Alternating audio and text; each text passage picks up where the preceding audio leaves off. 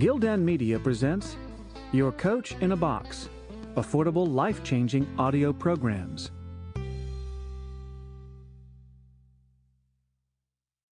The End of Money, Counterfeiters, Preachers, Techies, Dreamers, and the Coming Cashless Society, by David Wolman. Narrated by Don Hagen. Introduction. On Christmas Eve 2009, Umar Farouk Abdul Muttalib began the journey he thought would take him from this world into the next, and into the awaiting embrace of 6 dozen virgins. He carried nothing more than a small duffel bag, and in his underwear, the ingredients for plastic explosives. If not for some fumbling on the part of the aspiring bomber and the reflexes of a few passengers and the crew, Northwest Airlines 253 would have exploded somewhere over Watford, Ontario. 8 days earlier, Farouk Abdul Muttalib stood at an airport ticket counter in West Africa. With $2,381 in cash, he purchased a one-way ticket from Lagos, Nigeria, to Detroit, connecting through Amsterdam. Pardon me for my ignorance about the inner workings of the global war on terror and airline ticketing procedures, and for a line of reasoning that promises to infuriate the ACLU, tax-evading militiamen, the U.S. Treasury, and the Russian mob, but I have to ask, in the post-9/11 age, who uses $2,381 in cash to buy a one-way ticket to the other side of the world, besides crooks and terrorists? Think of all the mileage points lost. Money is no object. Maybe so for a lucky few, except, of course, money is an object, terrible, flammable, even wearable. It's also an object of obsession, inquiry, aspiration, remorse, delight, disdain, curiosity, and just about every other sentiment imaginable. Money takes different forms, too. Credit and debit cards, checks, money orders, lottery tickets, gift cards, Disney dollars, ones and zeros on distant servers, and for the time being at least, rectangular slips of paper and round coins that economists call physical representations of sovereign currency, and that the rest of us call cash. A few years ago, I started bumping into stories about the cost of manufacturing coins and maintaining them in the economy, and suggestions by some pundits that the United States go cold turkey on pennies. A scientist at MIT founded Citizens for Retiring the Penny, and for a few years the guy was everywhere: 60 Minutes, NPR, the New York Times, ABC World News Tonight, the Boston Globe, the Colbert Report. He had his talking points down pat, about time and materials wasted, potential benefits to the economy, and research showing that rounding prices up wouldn't hurt consumers. The debate made me realize that I have a bit of a soft spot for pennies, probably because of bazooka chewing gum and a Bostonian named Bob. When my older brother and I would take the train home from school back in the early 1980s, we would often stop at a corner store called Bob's Wabin News. While Bob griped about the Red Sox and served coffee to his regulars at the bar, kids filtered in and out to order slush puppies or purchase Charleston Chew candy bars. And if we had any pennies, we'd take our shot at the box. Above the register, just below where the wall met the ceiling, Bob had affixed a cardboard box, perhaps 16 inches across. It had no top, and inside was a bell. If you lobbed a penny up and missed the box, or, more demoralizing, your penny landed inside but failed to hit the hidden bell, you got nothing. If you hit the bell, you earned a piece of bazooka bubble gum, not to mention glory. Ding. If we closed the book on pennies, what would happen to this kind of game? What would people throw into wishing wells? Yet nowadays nobody seems to like coins except collectors, which may explain why those Coinstar machines standing post outside supermarkets process more coins than the U.S. Mint manufactures in a year. In the words of one anonymity-requesting economist I spoke with at the U.S. Treasury, I hate coins. Why do we even have them? One answer is that pennies honor Abraham Lincoln. But maybe the national holiday, a gigantic memorial, and his face on a banknote, purple fives, are sufficient. Some might even say it's an insult to the 16th president to put his image on unwanted coins that can't buy anything. Despite my nostalgia for Bob's Wabun News and those brick-like pieces of bazooka gum, the logic expressed by Retire the Penny types resonated with me.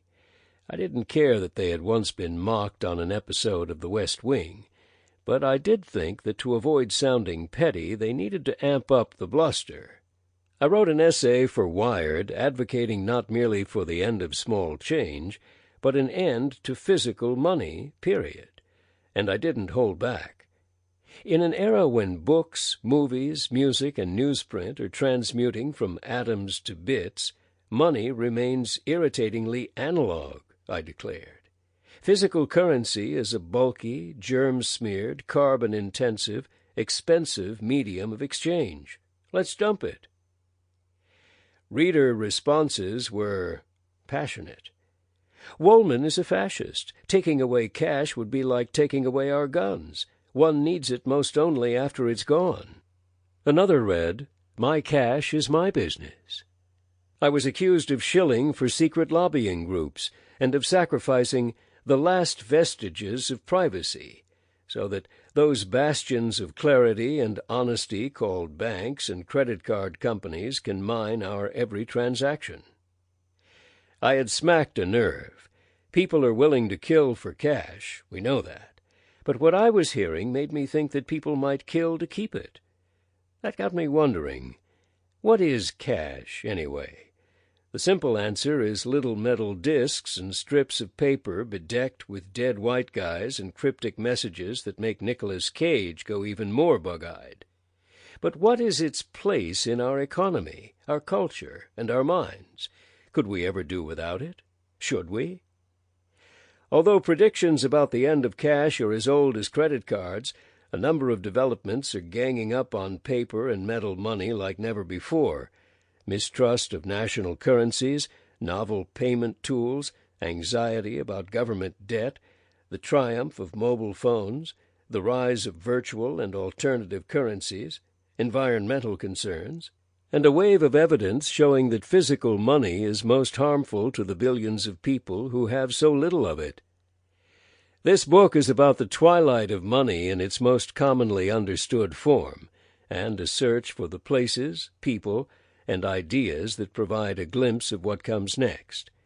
The individuals you'll meet within these pages inhabit a vast spectrum of thinking about cash, its machinations, and its role in our lives. They are oracles to some, eccentrics to others. But all of them are visionaries, merely for contemplating, and at times reimagining, something so fundamental, so uncontested. They just might convince you that a monetary revolution is afoot.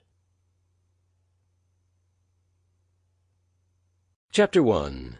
The Missionary. Money doesn't talk, it swears. Bob Dylan. Marco Polo thought the Chinese were out of their minds. Paper money was born in China, perhaps as far back as A.D. 800, but it was during the Yuan dynasty, beginning in the 13th century, when the sovereign first replaced coins with paper. When Marco Polo cast his eyes upon this monetary system some 100 years later, he was flabbergasted. "The emperor's mint hath the secret of alchemy and perfection," he wrote. Instead of circulating coins, the ruling authority passed out slips of paper stamped with a number, an amount corresponding to an equivalent handful of coins safeguarded in storage. It wasn't real money in the way anyone had ever understood it, yet somehow it worked. Adorned with marks and seals of officialdom, this special paper made from mulberry trees circulated freely, enriching the kingdom and turbo-boosting commerce. When people far and wide readily accepted the same medium of exchange, opportunities for trade expand exponentially. The emperor had mandated the notes' passability while making them redeemable for coinage. Any time you wanted to, you could turn in the paper for coins. In the uneconomically titled chapter of Polo's travelogue, How the Great Khan, Kublai Khan, Causeth the Bark of Trees, made into something like paper, to pass for money all over his country, he described the bizarre arrangement, this sleight of hand that somehow wasn't. Yet the explorer knew full well that for his readers back in Europe the explanation would likely fall short. For tell it how I might, you never would be satisfied that I was keeping within truth and reason. I kid you not, Polo was saying. This paper money thing is out of this world. The ingredients of strict enforcement, anyone refusing to accept the paper currency was given the death sentence, and redeemability were what made the system viable. To further reinforce faith in the banknotes and the issuing authority, the text on the notes declared that they would be valid for all eternity. In a recent interview with the BBC, the governor of the Bank of England, Mervyn King, took a stab at explaining the meaning of forever value. Paper money, he said, is an implicit contract between people and the decisions they believe will be made in the years and decades to come about preserving the value of that money. It's just a piece of paper. There's nothing intrinsic in value to it. Its value, he said, is determined by the perceived stability of the institutions behind it. If the public remains confident in those issuing institutions, people will regularly accept and use paper money. If that confidence breaks down, the currency and economy will collapse. Nowadays, paper money printed with lofty language isn't surprising. If anything, it would be odd to see material money lacking in patriotic rah-rah. But for people living under the Yuan dynasty, banknotes were wildly new technology. The fact that people believed this promise, and yes, were executed if they didn't, enabled the emperor's novel form of money to be used universally over all his kingdoms and provinces and territories. We think about money always and never. Always, employment, retirement, state of the economy, college tuition, terrorism funding, trade balance with China, Goldman Sachs, and quick runs to the ATM. Never how it actually works. In the age of zero's happy bank bailouts and even larger amounts of new money created by the Federal Reserve, abracadabra, the workings of money have become so abstract that they have all but gotten away from those of us who aren't specialists in monetary policy. But cash we think we know. It's real, at least real enough that you can hold it, smell it, and want to wash your hands after handling it. Paper notes and metal coins are the treasures of our childhoods, tucked under pillows by tooth fairies, delivered in secret by doting grannies, and stashed safely in colorful lockboxes as we saved up for a new toy. Despite money's dull textbook definition, medium of exchange, unit of account, store of value, and method of deferred payment, it is by way of cash that we first come to have any understanding of or relationship to this civilization-powering invention. When the word money reaches the ears, even Wall Streeters who hawk collateralized debt obligations will, at some level, picture a pile of Benjamins. The language of money, by the way, is easily garbled. You may stop at the ATM to get some cash, but when you read in the Wall Street Journal that Intel or Boeing has a lot of cash, that obviously doesn't mean physical notes and coins. It means liquid assets, money that can readily be spent. In this book, when I use the word cash, I'm talking about physical objects. I will also sometimes use hard currency, physical money, or material money, just to mix it up a little. When I use money or currency, I'm talking in general terms, which means both material and electronic forms, unless otherwise specified. Our adult brains may get hung up on money's poor distribution, tendency to inflate, and penchant for catalyzing strife, but that childhood longing for cash in hand still lingers in corners of the mind reserved for simpler thoughts. This may explain why spotting a penny on the ground can spark a tiny subconscious rush, one that is then just as quickly extinguished by our more rational selves, which know full well that a penny, let alone a dime, is essentially and increasingly worthless. Economists will tell you that it's not even worth the time and financial hazard involved in stooping down to pick it up, possibly resulting in a back injury. Complain as we may about reckless bankers or the federal budget, we are believers in cash. We even worship it. You may not have a God or Buddha in your life, but you very much have this faith. I don't mean you covet money like some jerk, unless you do, in which case you are. No, you have faith in money's value. You believe in it because everyone else does, which means our faith in it is also a trust in each other, a belief in a shared purpose, or at least a shared hallucination. By the mere act of using the national currency, we all participate in this peculiar religion. This notion is pedestrian to economists, who are busy calculating the Herfindahl-Hirschman index and the Kakutani fixed point theorem, or struggling to figure out how to reduce unemployment while keeping inflation in check. Slide money under the microscope, though, and it reveals a simultaneously petrifying and marvelous secret. Its value lives and dies in our heads. As the writer and satirist Kurt Tucholsky once put it, money has value because it's universally accepted, and it's universally accepted because it has value. That is, until something breaks the spell. Ironically, Kubla Khan's success with paper money is precisely what led to economic catastrophe. The Yuan dynasty rulers gave in to a temptation that has plagued currency issuers and grade schoolers throughout history. If no one ever bothers to redeem his banknotes for coinage, why not just print more? You can almost imagine the conversations among Khan's advisory team. Sire, your subjects have such confidence in the redeemability of the paper that they never bother to. The perceived value of the paper means you no longer need a one-to-one correspondence between your stockpile of coinage and the amount of paper produced. Heck, boss, you don't even need a 1-to-10 correspondence. But faith is a fragile thing.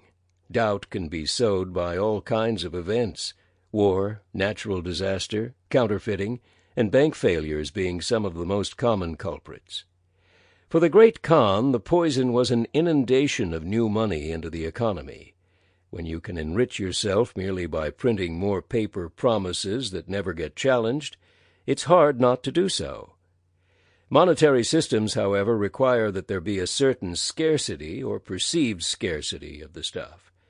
When Khan's currency lost that, the value, the purchasing power of the people's money suddenly plummeted, and the paper money system collapsed.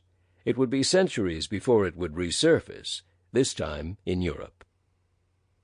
On a fiercely cold and windy December morning, Glenn Guest walks into an unmarked diner in the northeastern Georgia hamlet of Bowman, orders a bacon, egg, and cheese biscuit, helps himself to a cup of coffee, and sits down to discuss the Antichrist.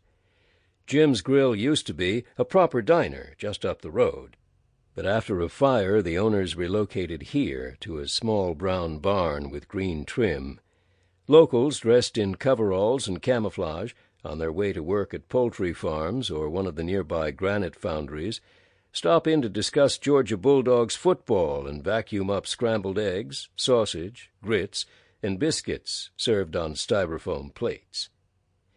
Guest is the pastor at Shiloh Baptist Church in the neighboring town of Danielsville.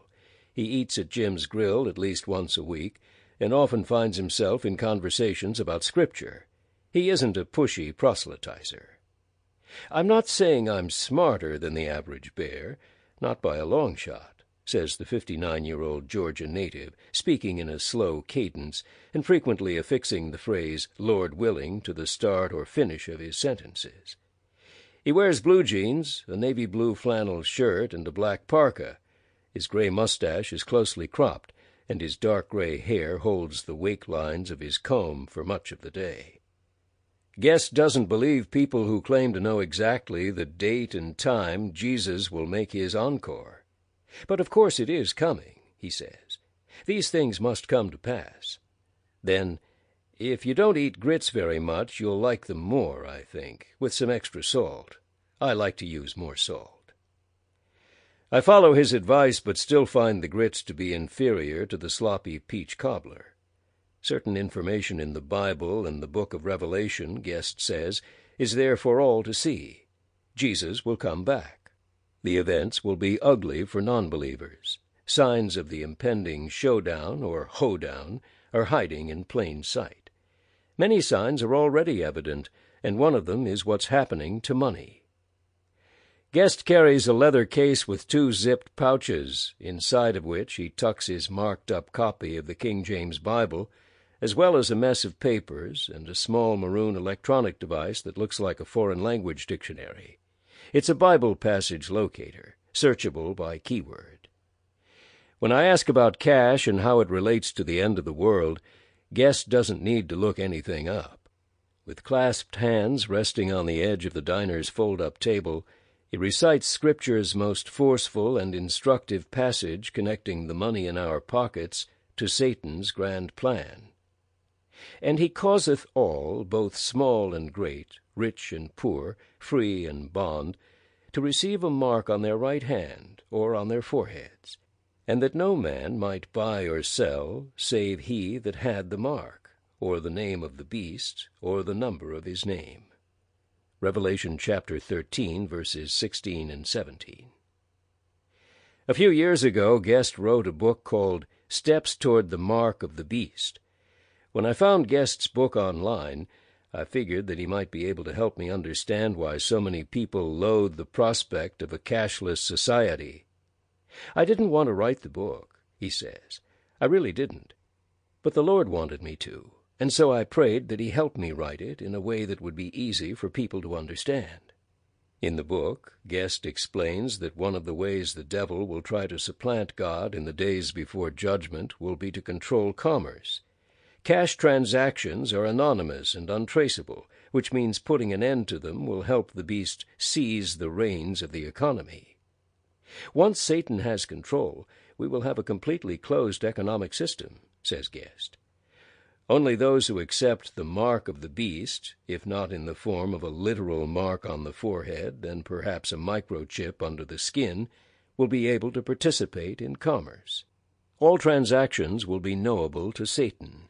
From his hyper-wired Orwellian lair, the devil will know that you are unwilling to accept the mark. He will then turn you and all other refuseniks into economic non-entities, unable to buy or sell, thereby excluding you from society and blocking your access to food or shelter. On the upside, those who resist the mark and maintain their faith in the Lord will receive the ultimate hardship pay, eternal bliss. Guest told me about a Spanish resort where patrons can have a microchip implanted under the skin to make transactions simpler and, presumably, to coax them into spending more at the bar. It's not easy to carry a wallet in a thong bikini. It sounds like something right out of Blade Runner. Yet evidence supporting Guest's fear about controlled commerce isn't confined to such oddities. In the winter of 2010, the New York Times echoed this prophecy in an editorial about the decision by MasterCard, Visa, PayPal, and others to stop processing payments for WikiLeaks. A handful of big banks could potentially bar any organization they disliked from the payment system, essentially cutting them off from the world economy. I tell Guest that I recently met with electronics experts at Hitachi in Tokyo who are developing biometric devices for seamless transactions. One of these technologies uses the unique three-dimensional pattern of veins within every person's fingertip. Touch your finger to a register, vending machine, or subway turnstile, and you can instantly settle up without having to break your stride. I resist sharing that I'm eager to see these innovations put to use, provided they have adequate privacy controls, and supposing for a moment that they will not bring about the end of the world. I have a hard time seeing this kind of technology as negative. I'm also a little reluctant to share my pro-digital sensibilities with Guest, because many people see cash's anonymity as an almost sacred virtue, as if cash and liberty are synonyms. When you buy something with cash, it's hard for anyone to know that you did so. You may still have your receipt, But that connection between you and the purchase is yours to control or tear up. When using cash versus credit to score some cocaine, buy a secret Valentine's gift for your mistress, or pay a field crew of undocumented workers, you can be confident that your transaction can't be traced, or at least can't be traced by the method of payment itself. In-store surveillance is a different story. In the movie Minority Report, Tom Cruise's character sees personalized ads as he walks through a public space, thanks to specialized cameras that use the pattern of his irises to confirm his whereabouts. The cameras actually mistake him for someone else because he's using a pair of stolen eyes, but bear with me.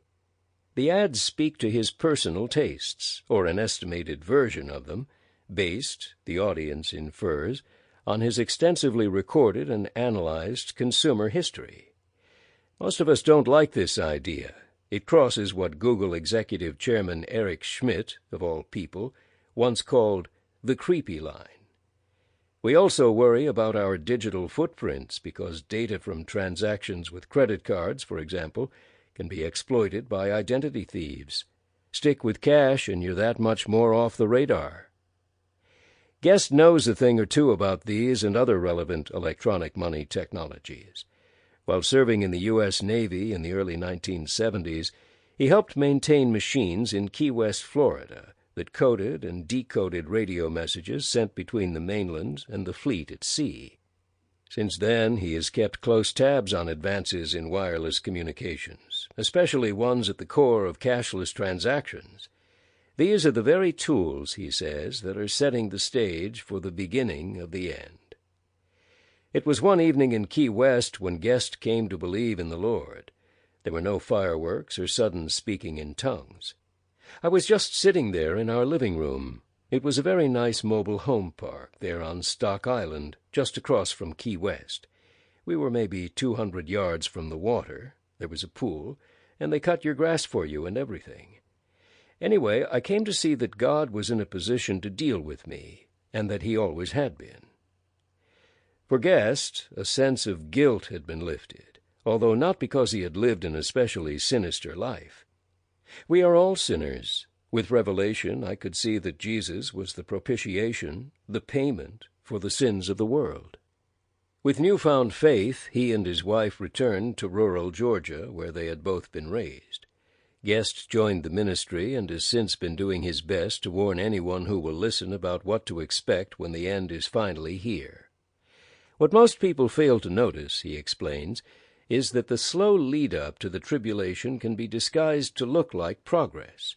Much like the move from coins to banknotes, checks to credit cards, and now credit cards to payment technologies that live inside our cell phones, the mark of the beast may seem like just another positive innovation. This illusion, says Guest, is to be expected, considering the serpent's cunning. Imagine that all of your personal information is embedded in a chip beneath the skin, let's say on the back of your right hand. If you were to get sick and go to the hospital someplace far from your home, doctors could use the chip to learn who you are and what your medical condition is. That information could save your life. Guest speculates that people may end up dying because they don't have the chip, which will compel the rest of us to conclude that some kind of biometric identification system at the national or international level is both prudent and moral. From there, the move to completely digitized commerce is almost a given. But eliminating cash is only the latest step toward the mark. Guest explains that prior ones include the elimination of the gold standard, the establishment of the United Nations, the growing power of Wall Street banks, the advent of barcodes, and the more recent use of radio frequency emitting microchips used to track merchandise. If Guest had his way, we would return to the gold standard, or something like it, a system of real value for currency. People think a paper dollar is worth such and such. Because people believe that, you can still exchange it for goods and services. But I could print one basketball on a dollar. That doesn't make it a basketball. Money has no intrinsic... Sample complete. Ready to continue?